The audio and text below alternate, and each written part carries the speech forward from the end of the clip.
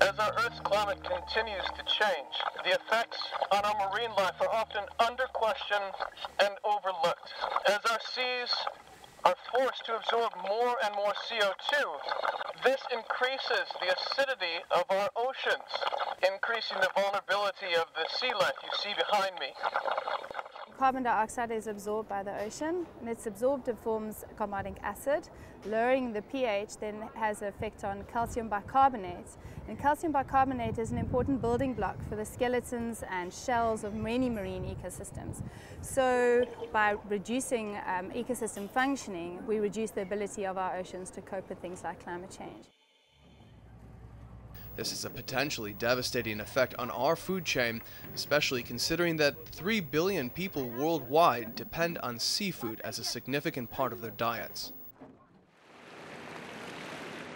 In addition to overfishing, the increase in the ocean's carbon dioxide intake has already impacted on local fishermen in South Africa. The oxygen level, if that is not right on the seabed, you won't get your fish, because we're fishing with our nets mostly close to the seabed. Okay, we're in the lab, and the purpose of today's experiment is to show the vulnerability of marine life, particularly shelled creatures, when the oceans are forced to absorb more and more CO2. We do this by taking seawater and adding sodium hydroxide pellets to make it more alkaline. We then add some shelled creatures, for example black and white mussels or limpets, to the mix, and finally we add dry ice, which is essentially frozen CO2.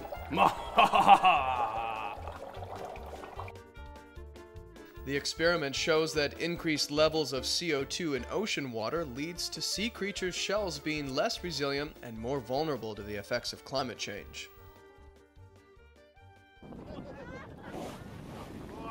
One way that you can help preserve our oceans for future generations is to be cautious of the seafood that you purchase. The South African Sustainable Seafood Initiative is a fantastic guide to follow.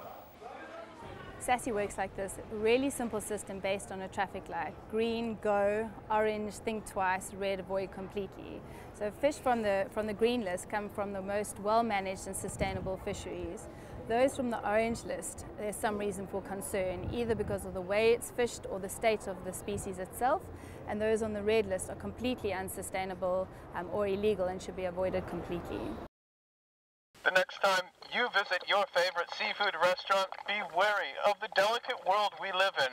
Our future may depend on it. Derek Van Dam, eNews, Cape Town.